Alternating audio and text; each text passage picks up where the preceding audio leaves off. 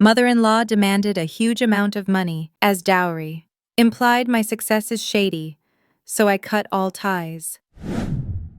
The first time I met Jolene King, she threw a glass of Cabernet Sauvignon in my face. It was a $300 bottle, which somehow made the experience worse. I sat there, dripping red wine onto my cream silk blouse, the one I'd saved for 3 months to buy, when I landed my first major client, while the restaurant fell silent around us. "That's what happens," Jolene said with a thin-lipped smile, "when the help forgets their place." Let me back up. My name is Marilyn Hudson, at 28. I'd built Market Mind Solutions from my studio apartment's kitchen table into a 7-figure marketing consultancy with 30 employees, no family connections, no inheritance, just 18-hour days, ramen noodles, and the stubborn belief that my ideas were worth something. I met Rowan King at a tech conference in San Francisco, tall, with kind eyes and a self-deprecating sense of humor that made me laugh even after 16 hours on the exhibition floor. He asked thoughtful questions about my business model, and when he mentioned he worked for King Industries, I didn't make the connection. I'd just thought he was another mid-level executive with a coincidental last name. 2 weeks later, a quick Google search as we planned our second date revealed he was that king heir to a tech manufacturing empire worth billions. By then, it was too late. I was already charmed by the man who insisted on taking the subway instead of his driver, who wore the same watch his grandfather gave him despite it being worth less than the band on his fitness tracker. For 2.5 years. Rowan was everything I'd never dared to hope for in a partner. He celebrated my wins without jealousy, listened when I needed to vent about difficult clients, and seemed genuinely proud to be with a woman who had built something of her own. Then King Industries became a client of Market Mind Solutions. Then Rowan proposed. Then I met his mother. And everything fell apart. "You simply must understand." "Marilyn," Jolene drawled, examining me over the rim of her wineglass. "The Kings have a certain standard to maintain." We were at Allium, Chicago's most exclusive restaurant, where securing a reservation typically required connections I definitely didn't have. The Kings, naturally, had a standing private table with a view of the Chicago River. It was our first family dinner after Rowan had proposed, and I'd spent the previous night too nervous to sleep. "Mother," Rowan murmured, not quite meeting her eyes. "Marilyn runs her own successful company. She understands standards." I smiled gratefully at him, smoothing my napkin across my lap. My company had just cleared $3 million in annual revenue, nothing compared to King Industries' billions. But respectable, more than respectable, considering I'd started with nothing but a marketing degree and student loan debt that had taken 5 years to clear. "Oh." Jolene's perfectly plucked eyebrows arched toward her suspiciously smooth forehead. "And what exactly does your little business do?" She said the word business like it might be a communicable disease. "We develop integrated marketing strategies for tech companies looking to expand into new demographics," I explained, trying to keep my voice even. "We've helped several Fortune 500 companies increase their market share by an average of 22% within the first year of implementation." "How fascinating," Jolene replied, in a tone that suggested she'd rather watch paint dry. "And who did you know to get these clients? Which of Daddy's friends opened those doors for you?" I blinked, momentarily confused. "I didn't know anyone. I cold-called marketing departments for 6 months before landing my first major client." Jolene laughed a brittle, tinkling sound that contained no actual humor. "Oh, darling, women like us don't need to be coy with each other. I'm sure you're very good at what you do, but we all know how these things really work." "Mother," Rowan interjected again, his face flushing, "Marilyn really did build her company from nothing. It's quite impressive." "Nothing comes from nothing, Rowan," Jolene snapped, before turning back to me with a reptilian smile. "So what was it? A professor you charmed, a family connection you're too modest to mention, or perhaps something a bit more horizontal in nature?" I nearly choked on my water. Excuse me. Mother. Rowan's voice rose slightly, drawing glances from nearby tables. Oh, stop being so naive. Rowan, a young woman with no connections, doesn't suddenly start servicing multi-million-dollar companies without offering something special. She leaned forward, eyes gleaming with malice poorly disguised as concern. I just want to make sure I understand what my son is getting himself into.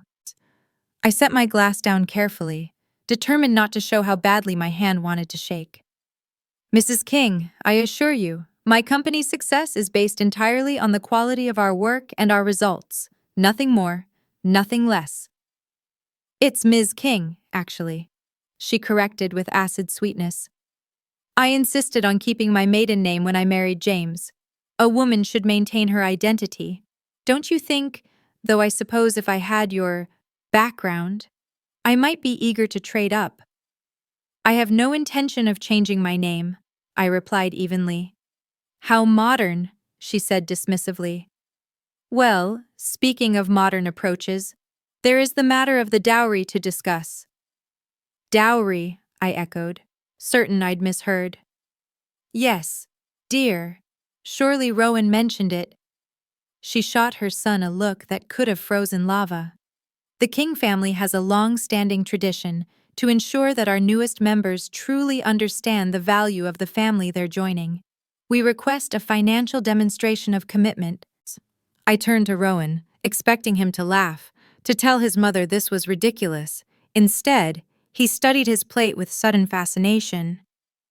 What kind of financial demonstration? I asked slowly.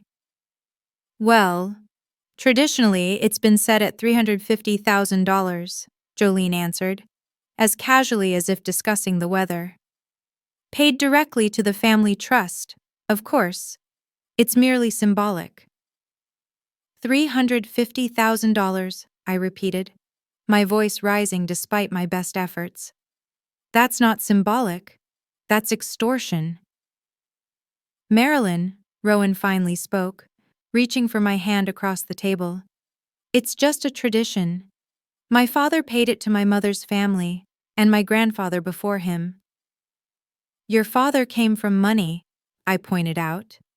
I built my business from scratch. Every dollar is accounted for reinvestment, employee benefits, expansion. I don't have $350,000 just sitting around for symbolic gestures.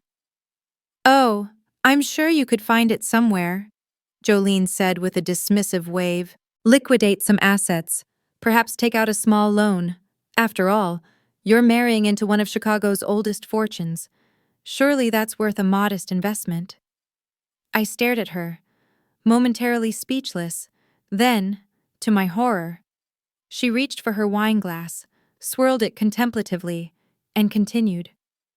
Of course, if you truly love my son, the money shouldn't be an issue unless… She paused, her eyes narrowing. This was more of a business arrangement for you. King Industries is your client now. Isn't that right? How convenient. Mother, that's enough, Rowan said, but his voice lacked conviction.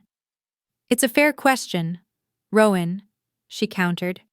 After all, your last fiancé was at least from a family we knew.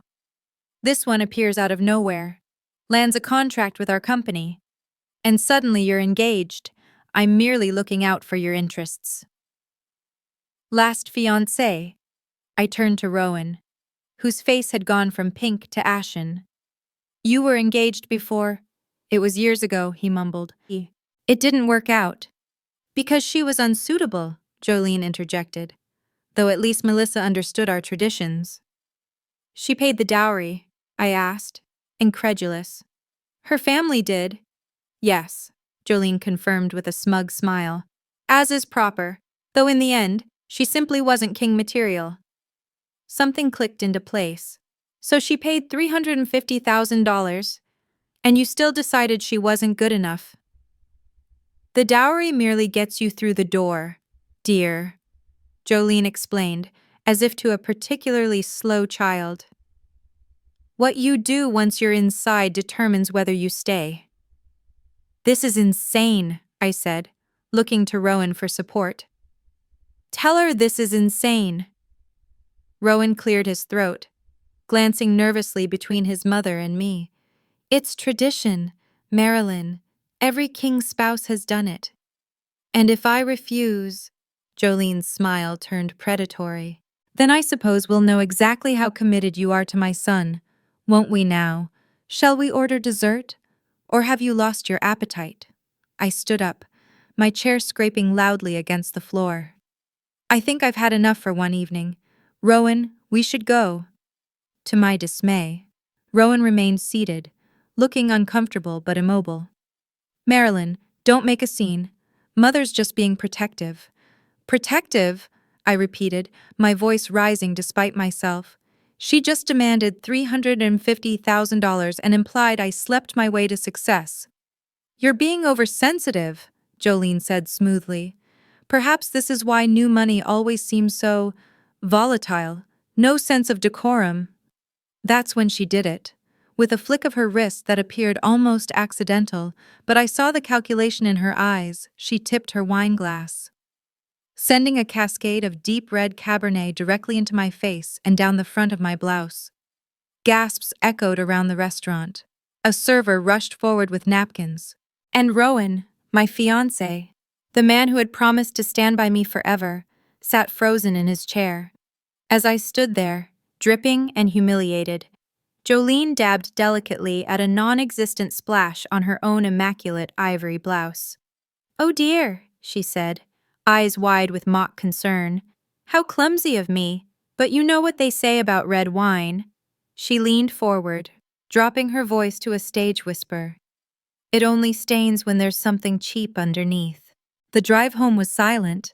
Rowan had finally escorted me out after I'd made a futile attempt to salvage my blouse in the restroom. But his apologies rang hollow. "She didn't mean it," he insisted as we pulled up to my condo. "Mother can be traditional, but she'll warm up to you." I turned to look at him, really look at him.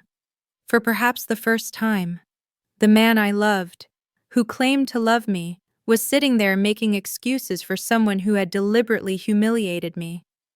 "Rowan," I said carefully, "your mother demanded $350,000 from me, implied I prostituted myself for business, and then threw wine in my face. In what universe is that traditional?" He ran a hand through his hair, a nervous gesture I'd once found endearing. Now it just seemed weak. "The dowry thing is real. Every king's spouse has paid it. And what happened to them afterward? Did they become beloved family members?" He looked away. "It's complicated. I'm not paying your mother $350,000 for the privilege of being treated like dirt. Rowan, that's not happening. Can we just sleep on it? Talk tomorrow when things aren't so heated?" I nodded, suddenly exhausted. "Fine, tomorrow." But as I watched his car pull away, a cold certainty settled in my stomach. Something fundamental had shifted tonight, and there was no going back. The next morning, I woke to 3 missed calls from King Industries' procurement department and an email requesting an urgent meeting to discuss contract amendments. A sick feeling washed over me as I scanned the message. They wanted additional services without additional compensation, citing family considerations as the justification. King Industries represented nearly 30% of my company's current revenue. Losing them would be a massive blow, but this was no coincidence. The timing was too perfect. My phone buzzed with a text from Rowan. "Mother suggested we have dinner at her house tonight to smooth things over. She feels terrible about the misunderstanding." I almost laughed. Misunderstanding? There had been no misunderstanding. Jolene King had made herself perfectly clear: pay up or pay the consequences. Instead of responding to Rowan, I called my assistant. "Sarah, I need you to pull all the correspondence and contracts with King Industries, plus our delivery records and their feedback. Everything, and clear my afternoon. I'm going to need it." Then I made another call, to someone I'd never expected to contact. An hour later, I was sitting in a quiet cafe 3 blocks from my office, across from a woman with shrewd eyes and a wary expression. "I was surprised to hear from you," Melissa Barrett said, stirring her latte without drinking it. "The Kings don't exactly encourage networking among their sons' romantic interests." "Ex-romantic interests, in your case," I replied. "And soon in mine, I suspect." She raised an eyebrow. "So, you've met Jolene?" "Last night. Red wine, dowry demand, the works." Melissa winced. "The Cabernet facial. She's nothing if not consistent." "That's why I wanted to talk to you. This dowry tradition, is it real?" She laughed, but there was no humor in it. "Oh, it's real. And it's just the beginning." And for the next hour, Melissa laid out a pattern that made my blood run cold. The dowry was indeed a long-standing requirement. But it wasn't about tradition, it was about control. Those who paid discovered it was merely the first of many family obligations. Those who resisted found their professional connections mysteriously drying up, their reputations questioned in subtle but damaging ways. "I paid," Melissa admitted, her fingers tight around her cup. "My family scraped together the money, convinced it was an investment in my future. 6 months later, Jolene decided I wasn't king material after all." "Did you get the money back?" Her bitter laugh was answer enough. Rowan promised he'd make it right, but when it came down to it, he always sided with his mother. "Why are you telling me all this?" I asked. "We're strangers." Melissa met my eyes directly. "Because I wish someone had warned me. And because Jolene King has been playing this game for too long without consequences." I left our meeting with a clarity I hadn't felt since before Rowan proposed. The woman I'd just spoken with was the third of Rowan's ex-fiancés, not the first. As I'd been led to believe. All had faced the same test. All had been found wanting, whether they paid or not.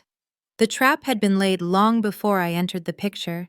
The only question now was how to spring it without destroying myself in the process. Over the next week, a campaign of pressure began.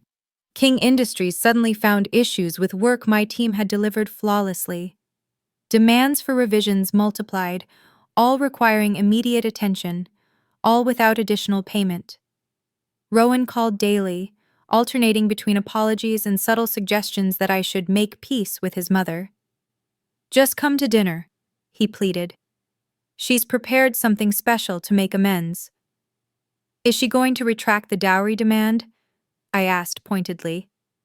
His hesitation told me everything. "Marilyn, try to understand. This is important to her, to our family.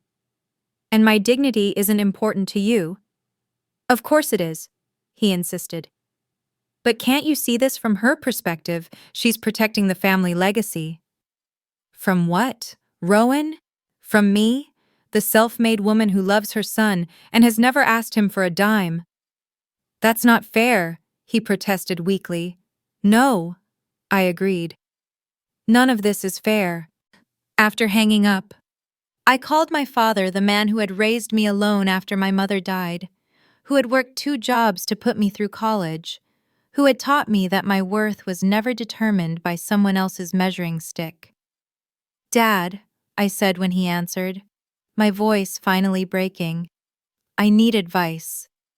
That weekend, I flew to Chicago to meet him, bringing everything I'd gathered the contract with King Industries, the increasingly unreasonable demands, the pattern of behavior Melissa had outlined, and my own broken heart. We sat at his kitchen table, the same one where I'd done my homework as a child, where he'd helped me fill out college applications, where he'd toasted my first major client with sparkling cider because we couldn't afford champagne. "This woman," he said after reviewing everything, his expression thunderous, "thinks she can buy and sell people, that she can put a price tag on you." "She can hurt my company," I admitted. "King Industries is a major client. If they pull out and badmouth us." "They can hurt your company," he corrected, taking my hand. "But they can't hurt who you are. The question is, what are you going to do about it?" I looked at the documents spread across the table, proof of a pattern, of manipulation, of a family that used wealth as a weapon, and suddenly, the answer was clear. "I'm going to do what I do best, Dad," I said, a plan already forming. "I'm going to reframe the narrative." The following Monday, I returned to my office with renewed purpose. I gathered my leadership team and laid out the situation with complete transparency. King Industries represents 30% of our current revenue, I acknowledged. Losing them will hurt, but continuing this relationship will destroy everything we've built. My CFO looked grim. "We have reserves to weather 6 months without replacing that revenue. After that, we'd need to cut staff." "Then we have 6 months to not just replace it, but exceed it," I replied. "I need everyone's best work, best ideas, best contacts, and I need absolute discretion about what I'm about to do." For the next 3 weeks, we worked on parallel tracks, publicly. We continued servicing King Industries, meeting their increasingly unreasonable demands while documenting every interaction. Privately, we reached out to potential new clients, with a focus on King Industries' competitors who might appreciate our insider knowledge of their marketing strategy. Meanwhile, I had my legal team prepare termination documents for our contract with King Industries, citing specific violations of good faith dealing. I also prepared a detailed presentation of our work, our results, and the value we had delivered far exceeding what they had paid for. The most difficult part was continuing to field Rowan's calls. Each conversation revealed more of the man he truly was: weak-willed, conflict avoidant, and ultimately loyal to his mother's toxic influence rather than to the woman he claimed to love. "Marilyn, please," he begged during our last call. "Mother's arranged a special meeting with the King Industries board. She says it's to showcase your work, to help them understand your value." I almost laughed at the transparency of the trap. "When is this meeting?" "Tomorrow at 2 p.m. The main boardroom." "I'll be there," I promised, with some materials of my own. That night, I could barely sleep, not from fear, but from a strange, electric anticipation. For the first time since meeting Jolene King, I felt in control again. Whatever happened tomorrow, it would be on my terms. The King Industries headquarters occupied a gleaming tower in downtown Chicago, all glass and steel and money. I arrived 15 minutes early, dressed in a perfectly tailored red suit, the color of the wine that had been thrown in my face, a deliberate choice that wouldn't be lost on Jolene. My team followed, carrying presentation materials and documents in sleek portfolios. We were shown to a waiting area outside the boardroom, where Rowan paced nervously. "Marilyn," he said, relief washing over his face. "You came. Listen, before we go in, Mother's invited the entire board. She says it's to show how much the company values our relationship. But she's actually planning to humiliate me professionally the way she did personally." I finished for him. "I know, Rowan." He had the grace to look ashamed. "I told her to back off, I did, but she's convinced this is for the best." "On that point," I said, straightening my jacket, "we actually agree." Before he could respond, the boardroom doors opened, and Jolene King emerged, resplendent in a designer suit that probably cost more than my first car. "Marilyn," she said, her smile not reaching her eyes, "how lovely that you could join us. The board is quite eager to hear about your contributions to King Industries." Her gaze flicked dismissively over my team. "Though we weren't expecting an entourage. Every good presentation needs support staff," I replied pleasantly. "Shall we begin?" The boardroom was intimidating by design, a massive table of polished walnut surrounded by serious-faced executives, with Jolene taking the seat at the head. I noted James King, Rowan's father, watching me with curious eyes from the opposite end. Rowan slipped into a seat beside his mother, avoiding my gaze. "Gentlemen, ladies," Jolene began, I've asked Ms. Hudson to join us today to discuss the future of MarketMind Solutions' relationship with King Industries. As you know, we've been working closely with her, small company, for the past year. The way she emphasized small made it sound like a disease. I smiled and remained standing, even as she gestured to an empty chair. Actually, Ms. King, I said, I appreciate the opportunity to address the board. I've prepared some materials I think everyone will find illuminating. My team distributed folders to each board member while I connected my laptop to the presentation system. Jolene's eyes narrowed suspiciously. We had planned a specific agenda, she began, but I cut her off smoothly. Yes, I'm sure you did. But since this meeting concerns my company's relationship with King Industries, I believe I'm entitled to present our perspective first. Before she could object, I launched into my presentation. I outlined the work we had done for King Industries, the measurable results we had achieved, and the value we had delivered, all professionally documented, all irrefutable. As you can see, I concluded the first section. MarketMind Solutions has increased King Industries' market penetration in the under 35 demographic by 28% in just 10 months, exceeding our contractual obligations by a significant margin. Several board members nodded appreciatively. Jolene's smile had frozen in place. However, I continued, changing slides. In recent weeks, there has been a concerning shift in our professional relationship.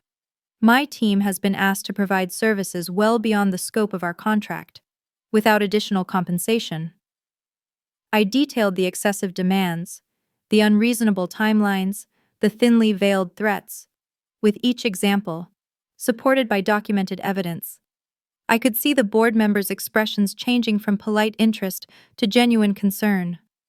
Naturally, this has led me to question whether this relationship remains beneficial for MarketMind Solutions, I said, reaching the crucial point. Especially in light of certain personal complications, Jolene stood abruptly. This is inappropriate. Ms. Hudson's personal relationship with my son has no bearing on business matters. I completely agree, I replied calmly. Which is why I found it so troubling when you attempted to use King Industries' contract with my company as leverage to extract a personal payment of $350,000 from me.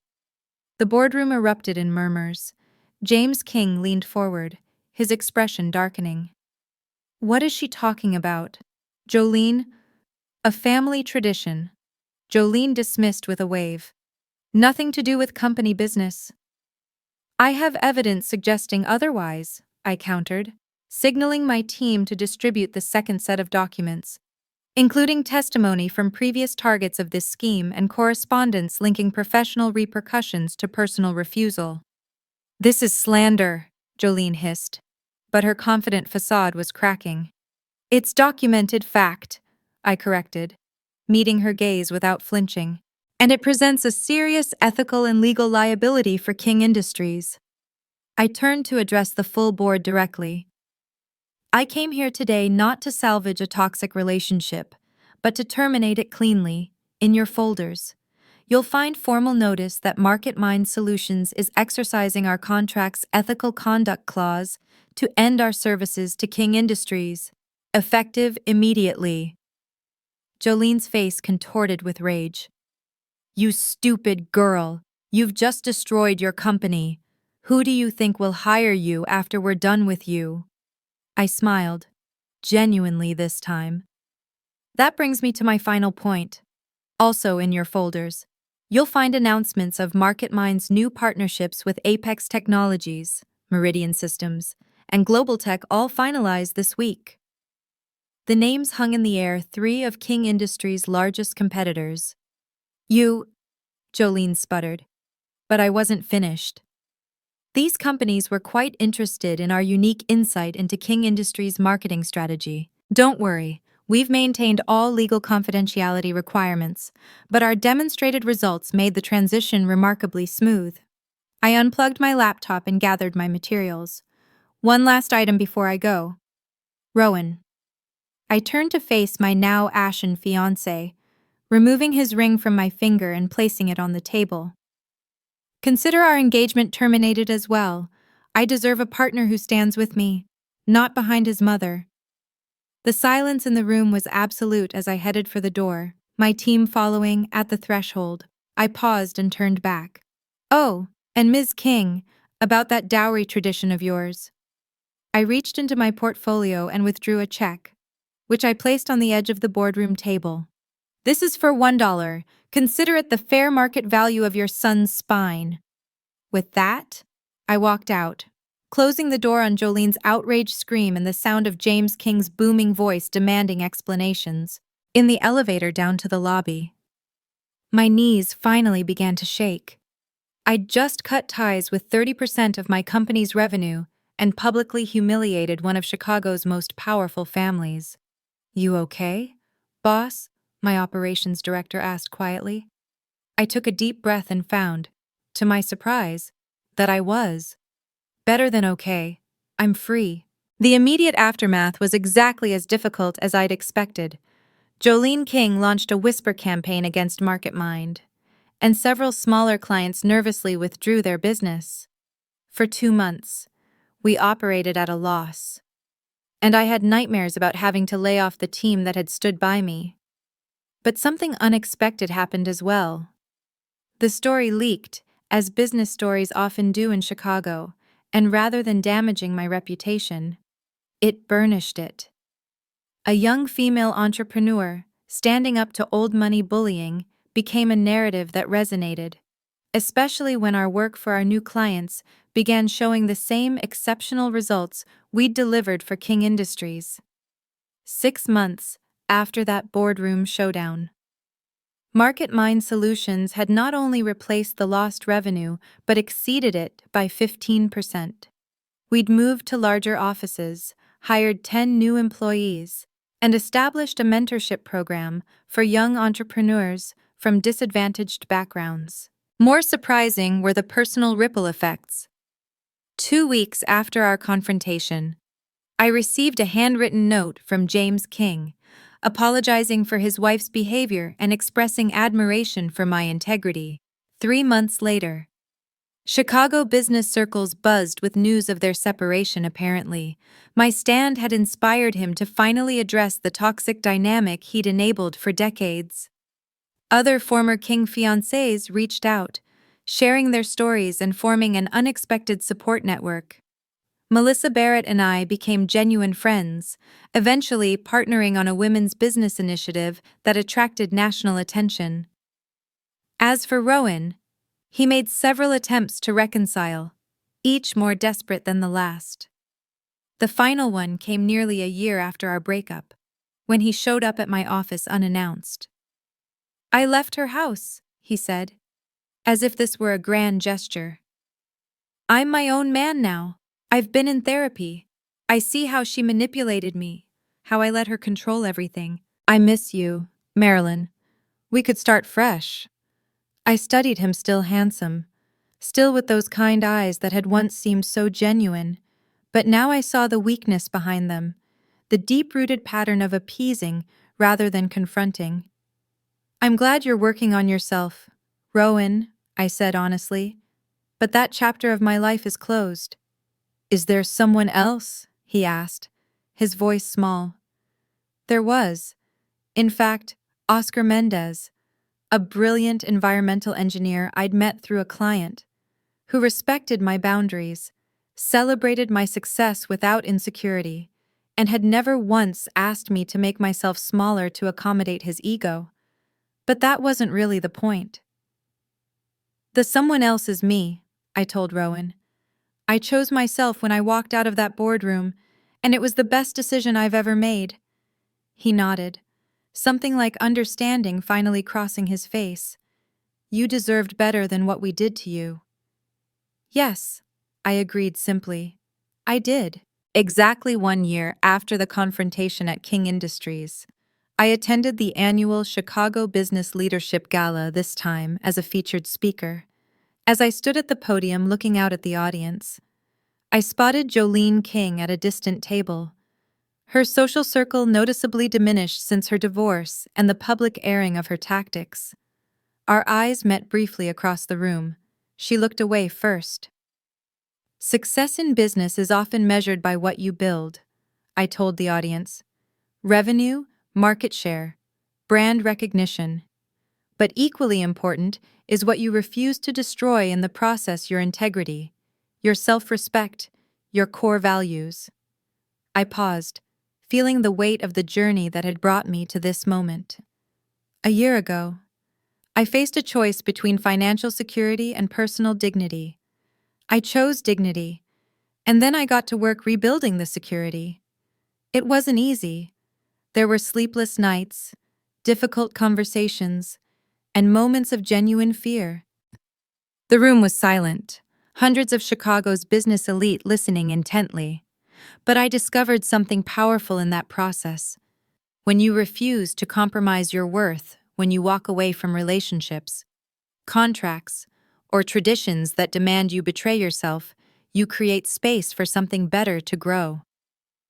My gaze swept the room, briefly meeting Oscar's encouraging smile, my father's proud eyes, my team's supportive presence. Market Mind Solutions is stronger today than ever before. But more importantly, so am I. Because true success isn't measured in dollars or clients or even market share. It's measured in your ability to look in the mirror and recognize the person looking back, to know that when tested, you chose to be the fullest, most authentic version of yourself. I raised my glass in a toast. Here's to building businesses that reflect our highest values, not our deepest fears. And to recognizing that sometimes, the most powerful move in business and in life is simply to walk away from the table where you're not valued. The applause was thunderous, but I barely heard it. In that moment, I was thinking of the young woman who had sat dripping with red wine in an exclusive restaurant, humiliated but not defeated, who had found the courage to walk away from a fortune rather than put a price tag on her self-respect. I silently toasted her, the woman I had been, who had made possible the woman I had become. The journey hadn't been easy, but it had been transformative. And in the end, that was worth far more than $350,000. It was, quite simply, priceless.